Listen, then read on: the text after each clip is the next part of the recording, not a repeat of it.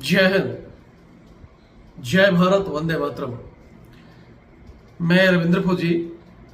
साथियों, आज मैं आप सभी को सबसे पहले तो धन्यवाद देना चाहता हूं। और धन्यवाद किस लिए कि आप सबने वीडियो को शेयर किया और वहां तक पहुंचाया जहां तक वीडियो पहुंचना चाहिए था, और इससे हमारे उस जवान की समस्या हल हो गई। आपको याद होगा, अभी मैंने हाल ही 2 दिन पहले लगातार कुछ वीडियो बनाए थे जिसमें एक जवान को 3 वार्निंग लेटर, उसके बाद उसका पे फाइन और उसको 10 नंबर भर के एमएच भेज दिया गया था। तो आज उस जवान को एमएच से डिस्चार्ज कर दिया गया। उसके जो क्वार्टर की समस्या थी, उस क्वार्टर की समस्या भी हल हो गई है, उसको परमिशन दे दी गई है क्वार्टर की, और बंदा फिट और वहां होकर लौटा है।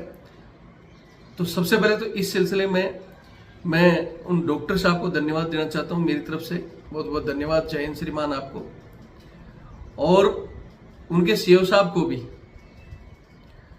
मैं धन्यवाद देना चाहता हूं कि आपने बहुत जल्दी ही इस केस को समझा और उनकी समस्या को हल किया। अभी बची हुई समस्या भी हम आगे वीडियो में सीओ साहब से अपील करेंगे कि वो भी उसकी हल हो। और आप सभी को मैंने इसलिए धन्यवाद दिया कि आपने वीडियो सही जगह तक पहुंचाया। सारे के सारे अधिकारी खराब नहीं है। एक हमारा ही एक ऐसा डिपार्टमेंट है आर्मी, जहां बहुत रॉयल अधिकारी बैठे हैं, जहां बोलते हैं ना सिविल में 100 में से 80 बेईमान, फिर भी मेरा देश महान। लेकिन हमारी सेना ही एक ऐसी चीज है जहां आज भी बहुत ज्यादातर अधिकारी रॉयल है, और उन तक जो सही समस्या पहुंचती है तो उस समस्या का हल करते हैं। ठीक है, इसलिए जो लोग कमेंट्स करते हैं ना, बहुत से लोग कहते हैं कि सर ऐसे लोगों को आप सीओ साहब मत बोला करो, या किसी भी रैंक के आगे साहब मत लगाया करो। ऐसा नहीं है। मैं हमेशा ही चाहे किसी भी भाषा में बोलूं, लेकिन सीओ साहब ही बोलूंगा, क्योंकि वो उस रैंक तक पहुंचने के लिए बहुत ज्यादा उन्होंने सेक्रीफाइस किया है, बहुत ज्यादा मेहनत करके वहां पहुंचे हैं। और जैसे मैंने ये केस ही बताया था, एक और केस जिसमें वो गाड़ी ठुकने वाला, उसमें भी हालांकि अब बंदा वापस जा चुका है और अभी तक उसके साथ कोई बदतमीजी नहीं हुई है, लेकिन उसके क्वार्टर की और वो बात सीओ साहब तक पहुंची नहीं, या अभी वेट कर रहे हैं सीओ साहब, उसका भी मैं अलग से बताऊंगा। लेकिन इस केस में, इन दोनों ही केसों में सबसे ज्यादा जो बीमारी की जड़ थे, हमारे निचले लेवल के लोग जो गलत गाइड कर रहे थे सीओ साहब को, चुगलियां कर रहे थे बंदे को। मेरे को आज मेरे यूनिट के जो नायक सुबीर थे, हमारे उस्ताद थे, उनको जब भी कोई बड़ा खाना या कोई भी ऐसा होता था तो बोलते यार एक सुबीर उस्ताद गाना सुना दे। हमारे एक सीओ साहब थे, खुद बोलते थे यार सुबीर का गाना सुनवाओ। तो वो एक ही गाना गाता था कि फौज है आलीशान मगर चमचों से है परेशान। हकीकत में चमचों ने फौज को खराब कर रखा है। वो इतनी गलत गाइडेंस करते हैं बड़े अधिकारियों तक, और उस गलत गाइडेंस के चक्कर में अधिकारी बिना सोचे समझे बंदे को रगड़ देते हैं। तो मैं एक बार फिर रिक्वेस्ट करूंगा, हमारे जितने भी कमांडिंग ऑफिसर हैं या जो भी हमारे बड़ी रैंक के अधिकारी हैं, कि कान बोलते ना, कान का कच्चा नहीं रहना चाहिए। हालांकि कई बार अधिकारी के पास वर्कलोड होता है, उनकी भी कुछ परेशानियां होती हैं, उस चक्कर में वो अच्छे से ध्यान नहीं दे पाते। लेकिन हमने वीडियो के जरिए जो जो पॉइंट रखे, और हो सकता है सीओ साहब ने उन पॉइंटों पर विचार किया और उनके मामला समझ में आ गया। तो यहां आज मेरा इस वीडियो का जो मकसद है वो यही है कि मैं ये नाटक का और ये फालतू वीडियो नहीं डालता हूं। मैं सिर्फ समस्याओं को, और समस्याओं को बिल्कुल एक्यूरेट घटा के और बढ़ा के भी नहीं डालता। और इसी वजह से मैंने बहुत सी चीजों को हल किया है। और मेरा जो प्रॉपर तरीका है कि सबसे पहले वहां मैं बात करता हूं, और साथ उसी दिन अगर सीओ साहब बात से अगर मामला हल हो जाता तो मैं कोई वीडियो भी नहीं बनाता हूं। लेकिन कई बार सीओ चमचे इतना भर देते हैं सीओ साहब को कि फिर वो बोलते हैं आंखों का आगे ऐसे पर्दा आ जाता है, वो सच्चाई दिखाई नहीं देती। तो मैं हमारे अधिकारी गणों से एक बार फिर रिक्वेस्ट करूंगा कि साहब मेरे पास जो भी चीजें आती हैं मैं खुद बंदे से कम 10 सवाल करता हूं कि भाई तेरी क्या गलती है, तेरा क्या है, मेरे को प्रूफ चाहिए, सब कुछ मैं खुद उससे फीडबैक लेकर तभी मैं वीडियो और तभी मैं बात करता हूं। और जो बंदा ग्राउंड में काम करता है उससे गलतियां होती हैं। चमचे नहीं तो काम करते हैं, सिर्फ थूक पुलिस और बूट पुलिस पर नौकरी करते हैं, उनसे कोई गलती होने की उम्मीद नहीं है। लेकिन वो चमचे खुद की नौकरी और खुद के पता नहीं क्या कौन सा स्टार का ख्वाब देखकर दूसरे की नौकरी जो खड्डे में गिराते हैं। एक दिमाग में ध्यान रख लेना, बोलते हैं किसी का कोई नहीं तो वो है ऊपर वाला। आप सोचते हो कि मैं पता नहीं कौन सा रैंक लेकर आ जाऊंगा, सूबेदार मेजर बन जाऊंगा, ऑनरी कैप्टन बन जाऊंगा, या और बड़े अधिकारी भी सोचते हो कि मैं कर्नल जनरल बन के आ जाऊंगा। लेकिन हकीकत में अगर आप किसी का बुरा करोगे तो कभी चैन से नहीं जी पाओगे। या तो आपको या आपके बच्चों को या आगे आने वाली पीढ़ियों को, बोलते हैं ना कि जैसा बोओगे वैसा पाओगे, वो कहीं ना कहीं भगवान निकाल देता है। तो बद दुआ से जरूर बचो। आप किसी का भला नहीं कर सकते तो बुरा भी मत करो। जैसे इन केसों में गलत फीडबैक दी गई, यहां तक कि झूठे वो एक हवलदार जी ने कि मैंने इसको छोड़ा ही नहीं। हो सकता है कल वो जेसीओ बन जाए या और भी बड़ी रैंक में चले जाएं, लेकिन ये लोग फौज के लिए बहुत बड़े घातक है। ठीक है, ऐसे भी हमने एनसीओ जेसीओ अधिकारी देखे हैं जो सीने पर गोली खाकर भी अपने पीछे खड़े जवान को बचाते हैं। और एक सिर्फ अपने रैंक के लिए उस जवान के लिए झूठ बोल दो और ये तो डिफाल्टर था, वो डिफाल्टर होता नहीं है, उसको डिफाल्टर बनाया जाता है। और वो डिफाल्टर इसलिए बनता है, उस पर काम पर अतिरिक्त बोझ पड़ेगा, उसकी और घरेलू समस्या है, या पता नहीं किन किन चीजों से वो काम के बोझ, क्योंकि सारा आर्मी का ऊपर से आकर लास्ट में जवान के ऊपर ही आता है पूरा बोझ। और जिस बोझ को लेकर 13 साल 14 साल 15 साल में जो सिपाही जा रहा है, उसका दर्द आप लोग नहीं समझ सकते। ठीक है, ग्राउंड में काम करने वाला हर आदमी जरूर समझेगा, लेकिन ये जो सिर्फ डोलू पकड़ कर गया है ऊपर तक, वो कभी नहीं समझेगा। तो आज सबसे पहले इस कहानी को बताने से पहले मैं एक बार और रिक्वेस्ट करूंगा यहाँ मेरे जवानों से कि आपका चैनल है, चैनल से जुड़िए। जवान ही नहीं, हमारे जैसे और अधिकारी साहब भी जरूर जुड़े। अगर मैं कहीं भी गलत बोलता हूं तो आप खुलेआम मेरे से कमेंट्स करके बता सकते हो, रविंद्र तेरी गलती है, ऐसा मत कर, ये कर। आप जो भी सलाह दे सकते हो, खुला कमेंट्स सबके लिए खुला है। उसके अलावा भी किसको लगता है मैं कमेंट्स में नहीं, तो मैं हमेशा नंबर भी देता हूँ, आज भी दे रहा हूँ 8290354513 8290354513। ये मेरा कॉलिंग और व्हाट्सअप नंबर है, व्हाट्सअप पर लिख सकते हो, कॉल कर सकते हो, रविंद्र तूने ये गलत कहा है, तो मैं अपनी गलती एक्सेप्ट करूंगा। गलती एक्सेप्ट करना या किसी को माफ करना बहुत बड़ा दिल वाला आदमी करता है। उसी के साथ मैं हमारे जवानों को ये भी कहूंगा, चैनल से भी जुड़ो, और यही नंबर मेरा 8290354513 8290354513, ये मेरा फोन पे और पेटीएम से जुड़ा है, और ये मेरा बार कोड। यहाँ बहुत से लोग तो इस चीज को सुनते ही वीडियो को छोड़ जाते हैं, तो उनको कहना चाहता हूँ कि जो हम लड़ाई लड़ रहे हैं उसमें तन मन धन सब चीजों की हमारे को आवश्यकता होती है। आप अगर सपोर्ट नहीं कर सकते तो वीडियो शेयर कर दो, कोई दूसरा भाई सपोर्ट करेगा। चैनल से लोगों को जोड़ दो, और अगर सपोर्ट कर सकते हो तो महीने में, मैं नहीं कहता कि भाई आप बहुत बड़ी मदद करो, आप 100 500 1000 जितनी कर सकते हो, महीने 2 महीने 6 महीने में आप मदद करोगे।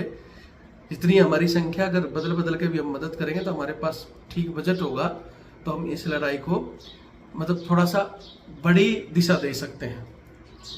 जब तक हमारे पास बजट नहीं है, लोग कहते हैं सर बीमारी को खत्म करो, सहायक प्रथा को खत्म करो, और ये अंग्रेजी जितने भी फरमान हैं जो आज भी जवानों को दबा के रखने के लिए, चाहे 10 नंबर जैसा हथियार हो या और भी हो, उन सब को खत्म करने के लिए रविंद्र अकेला जितनी कोशिश कर रहा है, अगर आप सब भी छोटी छोटी कोशिश और मदद करो ना, तो हम बहुत कुछ कर सकते हैं। लेकिन सर हम आपके साथ हैं, आगे बढ़ो। और बजट के लिए, हाँ सर मैंने तो 3 साल पहले आपको 100 रुपये भेजा था, आज मेरी जमीन की समस्या आ गई, तब तो लगातार कॉल।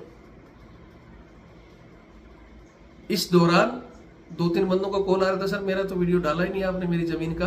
तो उन जमीन वालों को कहना चाहता हूँ कि जमीन की समस्या कोई आसान नहीं है, कोर्ट कचहरी में भी बहुत मुश्किल से सुलझती है, तो हम एक दिन में नहीं सुलझा सकते।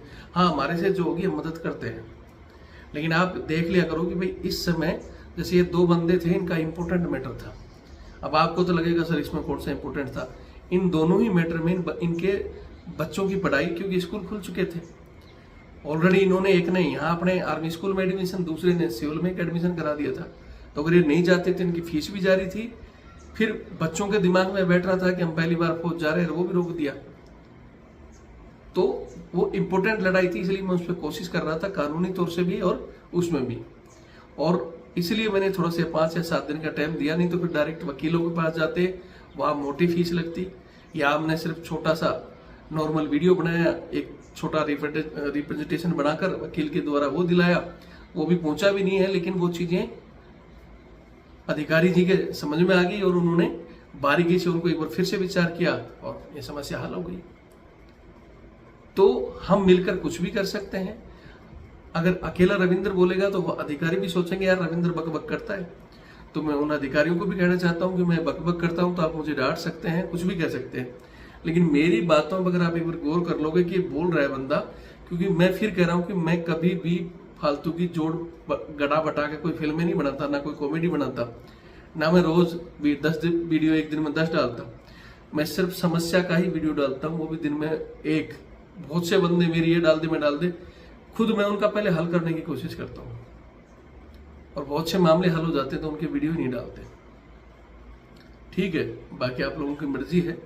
मैं एक बार फिर कहूँगा, हमारे जो अधिकारी हैं जिन्होंने हमारी बात को समझा, उनको मैं बहुत बहुत धन्यवाद देना चाहता हूँ। और जो दूसरे केस में भी जो एक गाड़ी ठुकी है और गाड़ी के बाद उसका क्वार्टर जो खाली कराया गया है, उसके बच्चे का एडमिशन भी हो चुका है। पहली बार अगर कोई फैमिली लेके गया है, उनकी फैमिली और बच्चों की मतलब बातें सुनकर मेरे खुद के आंखों में आंसू से आ गए यार। वो जब उस बच्चे ने बोला कि मैं तो मंदिर ही नहीं जाऊंगा अब, तो भगवान जी ने हमारी तो सुनी नहीं। तो ये बात अगर उनके सीओ साहब तक भी पहुंचेगी तो मुझे पूरी उम्मीद है कि वो सीओ साहब भी उस बात को रियलाइज करेंगे।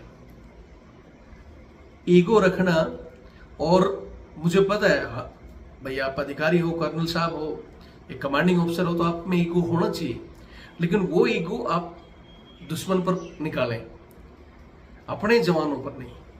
या मेरे पर मत सोचो कि रविंद्र फौजी ने कैसे कह दिया कि भाई सीओ साहब के बाप का क्वार्टर है फलाना।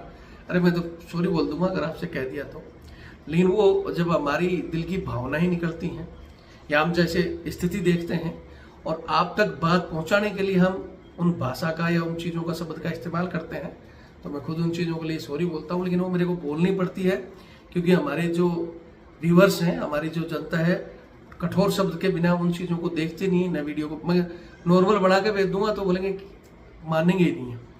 इसलिए मुझे कभी कभी थोड़ी भाषा का कठोर करना पड़ता है। अगर उस भाषा से सीओ साहब को या बड़े अधिकारी को किसी को भी ठेस पहुंचती है तो मेरा नंबर है, चाहे रात को 12 बजे लगा के 4 गाली बक लेना। मैं कभी आपको मेरे साथ किए गए इंडिविजुअल व्यवहार के लिए कभी भी आपको नहीं कहूंगा कि सीओ साहब ने मेरे को गाली बक दी। कोई भी अगर बहुत से हमारे अधिकारी के मन में आता है रविंद्र फौजी को गाली दें, ये करें फलाना, कभी भी किसी के दिल में भड़ास है फोन कर लेना और राजी राजी बात करूंगा, आपको जी का साफ करके ही बोलूंगा। मैं मेरी बात कभी मैंने इसमें रखी भी नहीं रखूंगा भी नहीं। हाँ, मेरे जवान के साथ जब जो करते हो, मेरा नहीं, वो आपका जवान है, हम सबका जवान है। और दिन रात ड्यूटी करने वाले जवान पर जो एक्स्ट्रा बोझ पड़ रहा है, चाहे वो इन चमचों की वजह से, चाहे सहायकों की वजह से, क्यों अपने तो ऐश करना है और उसको तंग करना है। उस केस में उसकी फैमिली है, उसी को वेटर भेज रहे हो, तो ये उन लोगों को भी सोचना चाहिए। तुम्हारे साथ इसके पिताजी ने किया, तुम्हें कितना दर्द हुआ होगा, और आज ये कर रहे हो, कल तो फिर इस जवान का, ये जवान तो हो सकता है ये भी एनशो बन जाएगा और तुम्हारे बच्चे आएंगे तो उनके साथ ये करेगा। तो ये कोई वो वाली सिस्टम नहीं है कि तुम इसके पिताजी ने इनके साथ, तुमने उसके साथ, ये नहीं होना चाहिए। और हालांकि उस जवान ने बताया कि राजी राजी बातें चल रही हैं, तो राजी राजी हल हो जाएगा। तो इतना ही है कि बार बार हमें वीडियो नहीं बनाना पड़े या फिर उस बंदे को कोर्ट ले जाना पड़े। हालांकि इस केस में भी उस सीओ साहब ने कहा था कि भाई देखो मेरे पास जो चीज़ें पहुंची हैं, आप चाहे कोर्ट जाओ या कहीं भी जाओ, लेकिन उन तक अधूरा चीज़ें पहुंची थी। लेकिन जो मैंने वीडियो में पॉइंट टू पॉइंट बताया, मैंने बताया था कि जो 8 बजे उसको ऑफसेट दिखा रहे, तो सीओ साहब को बताया गया होगा, और बताने वाला कौन हो? सीएचएम और सीनियर सीओ और उसका खुद गार्ड हवलदार। भाई सीएचएम और वो सूबेदार साहब तो हो सकता है उनकी कोई दुश्मनी चल रही होगी, लेकिन फौज में किसी भी ओहदेदार को किसी जवान की कड़वी बात से दुश्मनी नहीं निकालनी चाहिए मेरे हिसाब से। तो ये कोई दुश्मनी निकालने का क्षेत्र नहीं है। यही जवान जब युद्ध होगा या कहीं ऐसी परिस्थिति आएगी, ये आपके सीने के आगे सीना लगाएगा। ठीक है, वो या तो आपने आरआर वगैरह काटी नहीं, अगर काटी होगी तो वहां देखा होगा कितनी भी दुश्मनी रखने वाला जवान अगर उसके सामने अपने अधिकारी के सीने में अगर गोली लग रही है ना, वैसे खड़ा हो जाता है। और अधिकारी भी, ये नहीं है, अधिकारी भी अगर जवान की आ रही तो वो भी अपनी जान को झोंक देता है। तो ये जो रिश्ता है हमारा, इस रिश्ते को बरकरार रखो। ठीक है श्रीमान। उसकी गलत फीडबैक दी, जबकि खुद ही उसको छोड़ रहे हैं, खुद ही बता रहे हैं कि अपसेट था। यहां तक कि ये बताया गया कि उसके गेस्ट को लास्ट में आरपी वाले ने कि भाई देख मैं तो मजबूर हूं, और अब ऊपर से आदेश है कि आपको नहीं बढ़ने दिया जाएगा। वो बंदा कह रहा है यार मेरा गेस्ट, इसकी तो इज्जत रखो। तो उसकी नहीं है, वो हम सब की बेइज्जती हुई है। वहां मन में जो दर्द होता है ना, फिर जब हमारे वो भाषा निकलती है, तो इस चीज का जरूर ध्यान रखें।